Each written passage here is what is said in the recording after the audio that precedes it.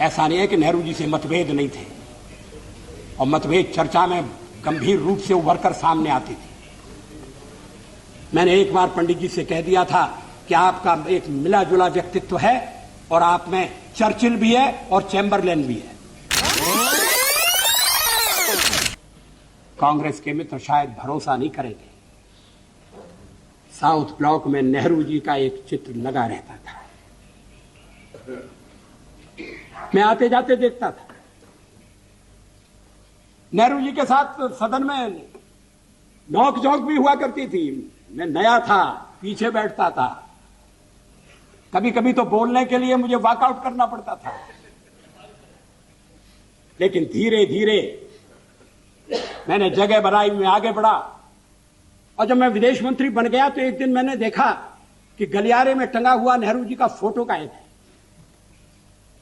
मैंने कहा, ये चित्र कहां गया? कोई उत्तर नहीं दिया। वो चित्र वहां फिर से लगा दिया गया।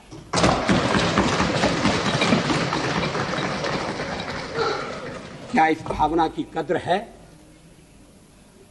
क्या देश में ये भावना पनप है?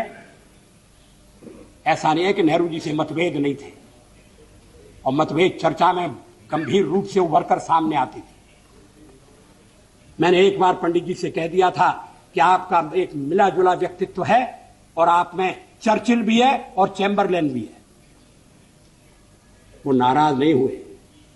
शाम को किसी बैंक्वेट में मुलाकात हो गई और उन्होंने कहा, आज तो बड़ा जोरदार भाषण दिया है, और हंसते हुए चले गए।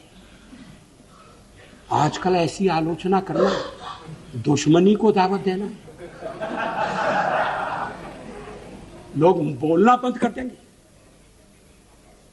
क्या एक राष्ट्र के नाते हम मिलकर काम नहीं कर सकते? क्या एक राष्ट्र के नाते हम सब आने वाले संकटों का सामना नहीं कर सकते? एक शताब्दी खत्म हो रही है, दूसरी शताब्दी दरवाजे पर खड़ी है।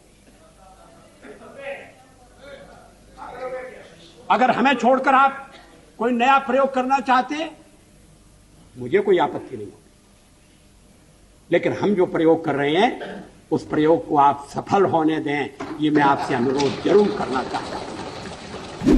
जब जेनेवा में मानवाधिकारों के सम्मेलन में कश्मीर के सवाल को हमारे पड़ोसी ने उठाने का फैसला किया, तो फिर उस समय के प्रधानमंत्री श्री नरसिंह राव की नजर मेरे ऊपर गई कि मैं वहां जाकर भारत का प्रतिनिधित्व करूं।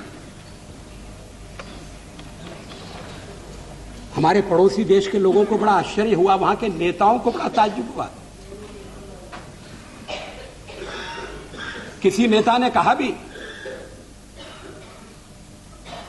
कि भारत का लोकतंत्र विचित्र लोकतंत्र है कि प्रतिपक्ष का नेता अपनी सरकार के पक्ष को रखने के लिए जेनेवा जाता है, और एक हमारा प्रतिपक्ष का नेता है जो देश के भीतर ही